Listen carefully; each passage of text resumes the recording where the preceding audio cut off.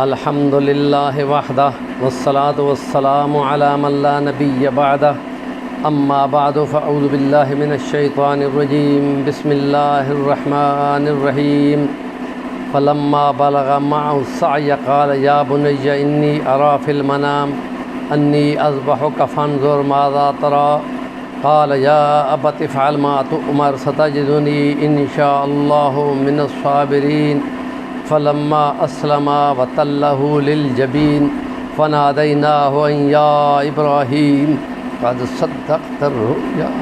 انا کذلک نجعل للمحسنین وفدیناہ بذبح عظیم صدق اللہ العظیم صدق رسولہ النبی الامین الکریم وقال اللہ تعالی فی مقام آخر ما آتاکم الرسول فخذوہ وما نہاکم عنہ فانتہوا صدق اللہ العظیم وفدیناہ بذبح عظیم فلما اسلما وتلہ للجبین جب بیٹا بھاگنے دوڑنے کی عمر کو پہنچا حضرت ابراہیم علیہ السلام نے کہا اے بیٹا اسماعیل میں دیکھتا ہوں کہ میں تم کو ذبح کرتا ہوں خواب میں، یہ گویا اللہ کا حکم ہے، کیا خیال ہے تمہارا، تم کیا کہتے ہو؟ انہوں نے کہا ہے کہ ابا جی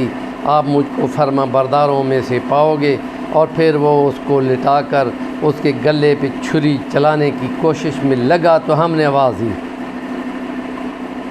اے ابراہیم تم نے تو خواب سچا کر دکھایا، تو واہ خلیل ہے،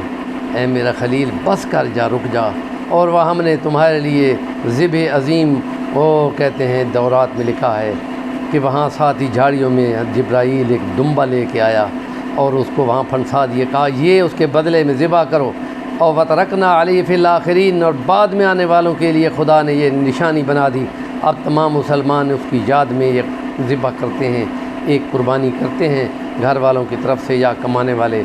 بیٹے یا بیٹی کی طرف سے قربانی ہوتی ہے، اور صحابۃ نبی کریم صلی اللہ علیہ وسلم کی طرف سے قربانی کیا کرتے تھے، اور نبی پاک صلی اللہ علیہ وسلم نے جو دیا وہ لینا ہوگا۔ اس میں اعتراض کرنے والے سنت کی آئینی حیثیت کے منکر ہیں، وہ آئینی حیثیت نبی پاک صلی اللہ علیہ وسلم کی ختم نبوت کے منکر ہیں، جو اس میں مین میخ نکالتے ہیں، وہ کہتے ہیں اتنے کروڑ جانور ذبح ہو جائیں گے۔ اور بھائی جس کروڑ خدا نے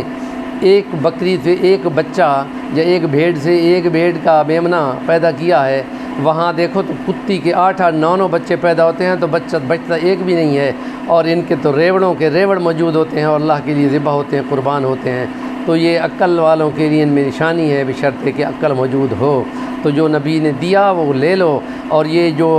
عید ہوئی ہے 9 اور 10 کی قربانی، اور اس میں خوشی منائی جاتی ہے، اور اس میں ایک دوسرے کو تہنیہ کہ اللہ پاک مبارک کرے ہمارے لیے اور تمہارے لیے، اور قبول فرمائے اس قربانی کو جو ہم کرنے والے ہیں۔ اس کا ایک قطرہ خون کا جو ہی بہے گا تو نبی پاک نے فرمایا ہے کہ اس کے گناہ تمام معاف کر دیے جائیں گے۔ اور وہ تکبیرات تشریق جو پڑھتے ہیں اللہ اکبر لا الہ الا اللہ واللہ اکبر وللہ الحمد، یا وہ کہتے ہیں تحلیل کرتے ہیں لا الہ الا اللہ لا الہ الا اللہ لا الہ، ان کے بدلے میں یہ ہے کہ اللہ پاک ان کو ان کلمات کی برکت کے بدلے میں اللہ پاک جنت کا داخلہ عطا فرمائے گا۔ یہ کوئی معمولی کلمے نہیں ہیں، بہت اونچی شان والے کلمے ہیں۔ تو اللہ کی کبریائی کے بولو، نعرے بولو، اور اپنی جانور جو بھی ہے وہ اس کو ذبح کرو، اور پھر یہ پڑھتے ہوئے وہ کلمے بولو بسم اللہ اللہ اکبر۔ اس سے پہلے مشرکین مکہ بسم کا اللہ وہاں پڑھا کرتے تھے، نبی کریم صلی اللہ علیہ وسلم نے آ کر اس کو کہا بسم اللہ اللہ اکبر کہتے ہوئے ذبح کریں، اور گردن کا یہ جو ناڑو ہوتا ہے اس کو سر والی سائڈ پہ رکھ کر، تاکہ چاروں وریدیں جو ہیں خون گندے کہ وہ کٹ جائیں، اور میں سے گندا خون نکل جائے، اور وہ ناقص خون جب نکل جاتا ہے تو جسم جو اس کا بکرے کا یا گائے کا یا اونٹ کا، یہ بکری کا، یہ جو بچ جاتا ہے یہ اتنا صاف ستھرا ہوتا ہے، دنیا کے ریسرچ سنٹروں پہ یہ چیز چیک کی گئی ہے، تو ان کا اس کا ذائقہ اور اس کا مٹھاس اور اس کا مزہ کچھ اور ہی ہے۔ تو ایمان والوں کو اللہ پاک اس دنیا کی نعمتوں سے بھی نوازتا ہے، آخرت کی جہان کی نعمتوں سے بھی نوازے گا۔ میرے اس چینل صفی الرحمن البانی کو ضرور سبسکرائب کریں، اچھی لگے تو فارورڈ کریں، اور لائک ضرور کریں، کمنٹ کریں گے تو ہمیں رہنمائی ملے گی۔ جزاکم اللہ و احسن الجزا۔